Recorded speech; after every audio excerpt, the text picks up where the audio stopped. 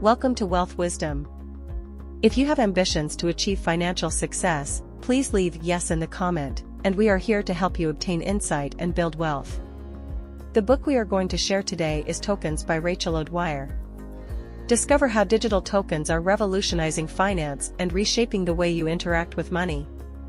How would you react if the money in your wallet suddenly turned into a string of digital codes? In today's rapidly transforming world, this isn't just a hypothetical scenario, it's the unfolding reality of our financial systems. As we steadily move from physical cash to digital tokens and virtual currencies, we are witnessing a seismic shift in our understanding and use of money. In this sharing, you'll learn about the rise of digital tokens and their profound impact on the financial landscape and our daily lives. You'll explore how these new forms of currency are challenging our traditional understanding of value and creating innovative ways to exchange goods and services beyond physical money.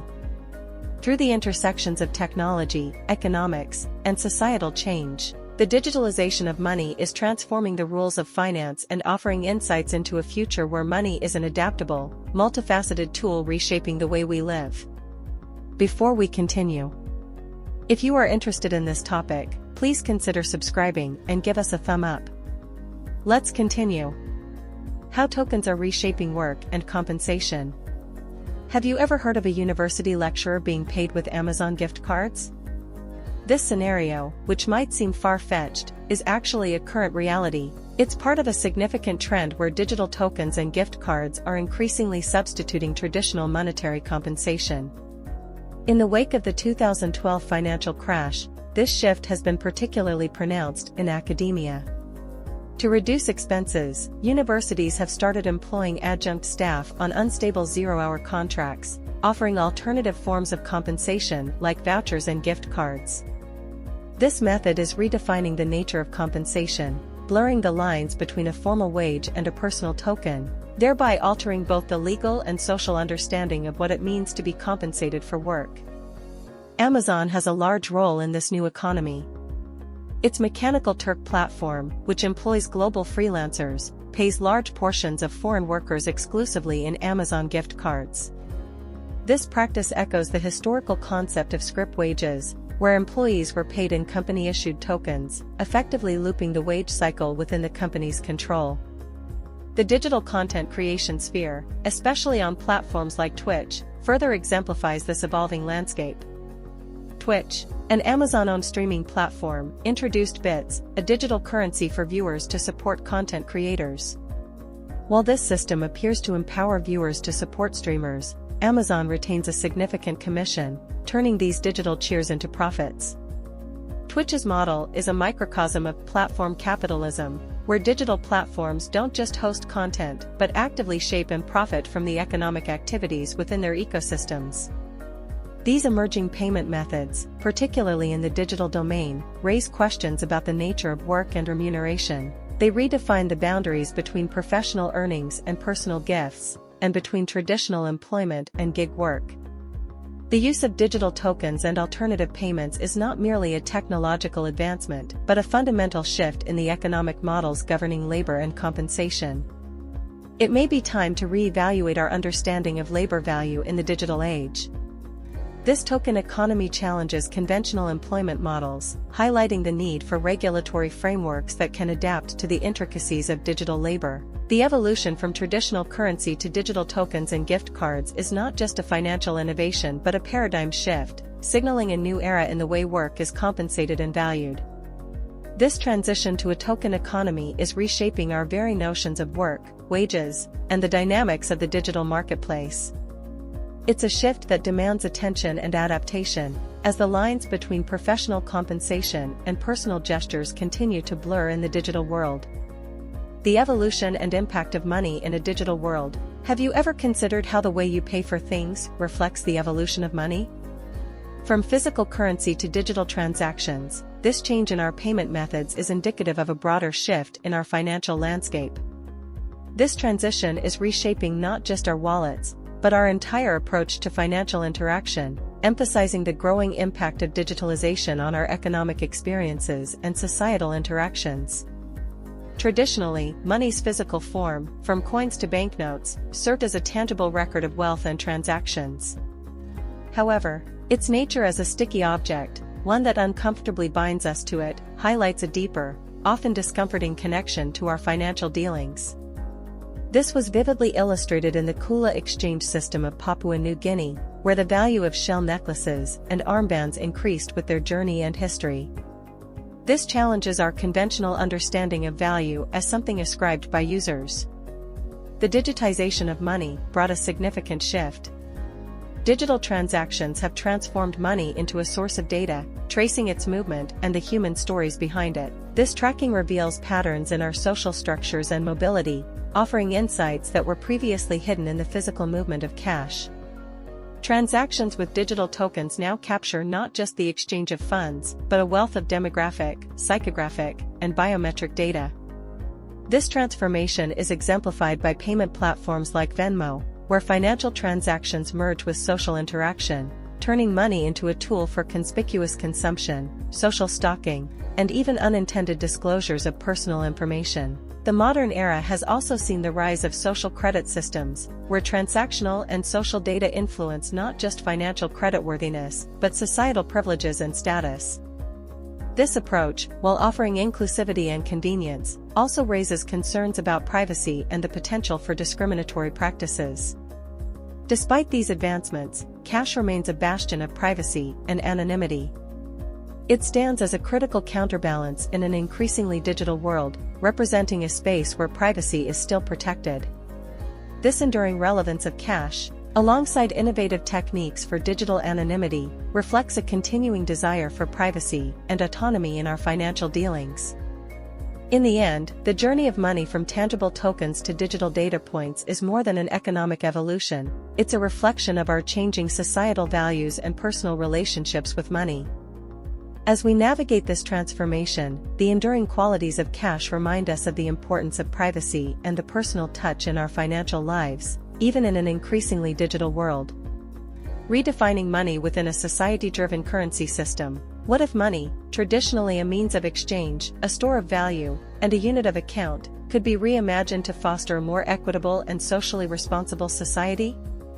This exploration of money's evolution beyond traditional forms suggests a future where currencies do more than just facilitate transactions. They could be tools for societal transformation, embedding values like community, care, and environmental stewardship into economic exchanges. This challenges the conventional roles of money, prompting a re-evaluation of labor value and the dynamics of digital marketplaces. As digital tokens and virtual currencies become more prominent, our perceptions and interactions with money are constantly being reshaped. These new forms of currency challenge the essence of money, questioning its role as merely a medium of exchange and proposing alternative purposes, such as fostering equitable and socially responsible societies. Take the discussion around Bitcoin, for example. Initially seen as a symbol of decentralization, Bitcoin promised to dismantle traditional financial powers through peer-to-peer transactions without central oversight. However, the reality revealed complexities, including the emergence of new intermediaries and inequalities in digital currency access and control. The pandemic era further highlighted money's role as a store of value. It demonstrated stark contrasts in wealth accumulation, with the richest individuals significantly increasing their fortunes while millions fell into poverty. This disparity raised critical questions about money's contribution to economic inequalities and the potential for alternative systems to distribute wealth more equitably. Moreover, money's function as a unit of account is being scrutinized. Traditional views of money often reduce everything to commodifiable transactions, sometimes ignoring moral and ethical considerations. This has led to the exploration of alternative currencies, such as Japan's Furei Kippu, which emphasizes care and emotional connections over financial transactions. Other proposals suggest environmentally backed currencies to promote a balance between economic activity and ecological welfare. However, transitioning to alternative currencies reveals complexities in aligning market dynamics with societal values. Experiments like mutual credit systems and time-based currencies, aiming for equitable exchanges, show the challenges of marrying market principles with societal values. Initiatives like Mazacoin, aimed at empowering indigenous communities, have encountered obstacles in aligning economic aspirations with cultural and communal values. We seem to be heading to a future where currencies are more than just mediums of exchange. They could become tools for societal change, embedding values like community, care, and environmental stewardship into economic transactions. This poses a fundamental question: can we reshape our financial systems to not only serve economic purposes, but also reflect and uphold our shared values and responsibilities? How social media and day trading redefined finance. In the midst of the COVID-19 pandemic, a new era of finance emerged, one where the stock market became as accessible and influential as social media. This period saw an unprecedented surge in day trading, driven largely by mobile trading apps like Robinhood. These platforms, offering zero-fee trading, not only attracted seasoned investors but also a new wave of participants, millennials and Gen Zs, many grappling with economic uncertainties and precarious job situations. For these younger investors, the stock market transformed into a battleground for financial survival and opportunity, often leading them to risk significant portions of their limited resources. At the same time, social media became a powerful force in shaping investment trends. Platforms like Instagram, TikTok, and Twitch were inundated with financial influencers, who started dispensing investment advice in easily digestible formats. Their impact, coupled with the influence of high-profile personalities like Elon Musk, led many followers to engage in YOLO investing, staking everything in pursuit of quick, substantial financial gains.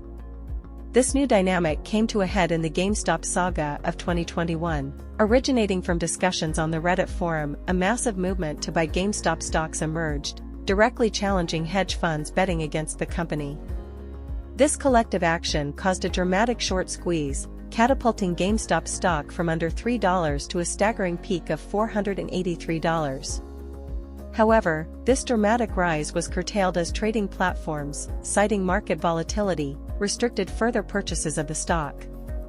This episode heralded the age of meme stocks, characterized by stock values driven more by social media hype than traditional financial indicators. The GameStop phenomenon went beyond financial gain. It symbolized community identity, solidarity, and a rebellious stance against the perceived injustices of the traditional financial system. Despite the initial portrayal of GameStop's rise as a populist victory against financial elites, the reality was more complex. Ultimately, the major beneficiaries were often established market entities like Citadel Services, rather than the small investors who sparked the movement. The GameStop event and the rise of meme stocks reflect a profound shift in the financial landscape. They demonstrate the evolving role of social media in shaping market dynamics, blurring the lines between financial investment and social expression. This movement marks a new chapter in finance, where market trends are increasingly driven by community sentiment and digital platforms, reshaping how individuals interact with the world of investment. The intersection of aesthetics and investment. Imagine walking into a gallery, not to admire art on the walls, but to invest in a future financial return. This scene encapsulates a modern shift in the art world. Art as a hedge against economic fluctuations and a commodity in global trade. Ibrahim Mahama's 2015 installation at the Venice Biennale, made from 300 repurposed jute sacks, highlighted this transition. Originally used in Ghana for transporting cocoa and coal, these sacks bore the marks of colonial and global trade. Mahama's work transformed them from mere commodities into valuable art pieces, and potentially, a new form of currency in the art market. This shift in perception is driven by figures like Stefan Sinchowitz, an art dealer known for his speculative investment practices. He capitalizes on relatively unknown artists, boosts their market value through social media, and then profits from their sales. There seems to be a growing trend of art being more than a visual delight. It's now a tool for financial speculation. The burgeoning relationship between art and finance is further revolutionized by the advent of tokenization.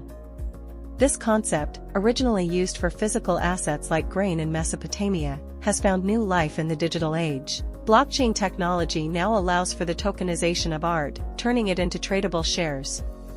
Companies like Maecenas are at the forefront, breaking down artworks into digital certificates, enabling investment in fractions of a painting.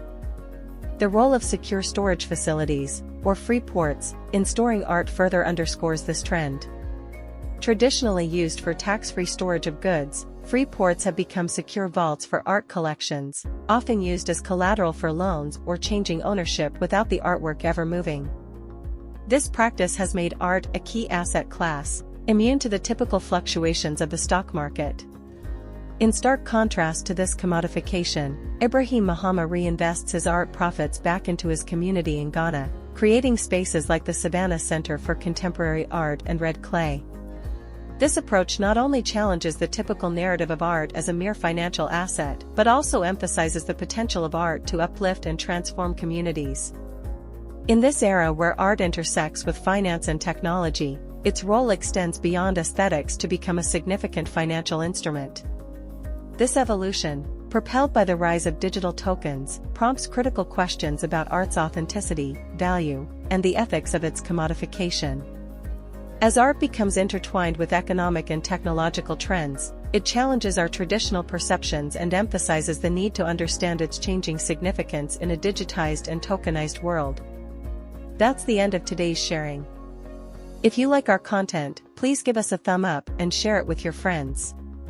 See you next time.